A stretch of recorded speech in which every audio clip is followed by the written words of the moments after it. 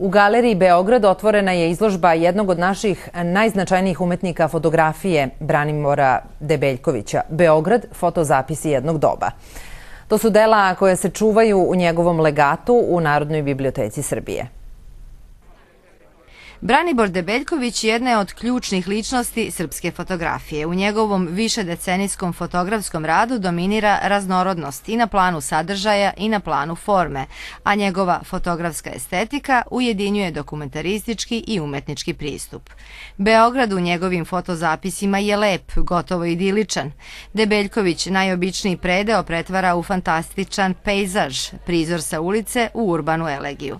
Hteli smo da pokažemo Beograd kakav je bio, kakav neki pamte, neki ga ni ne poznaju takvog. U promišljanjima o tome šta fotografija zaista jeste, Debeljković je zapisao: fotografija se ne može meriti kroz razmere slikarstva, ona je bliža životu nego umetnosti.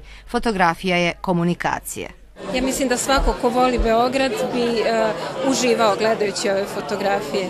Tako da to nije izložba za nekakav uži krug, stručnjake i tako dalje, nego baš zaista od dece, školaraca pa do zaista najšire publike.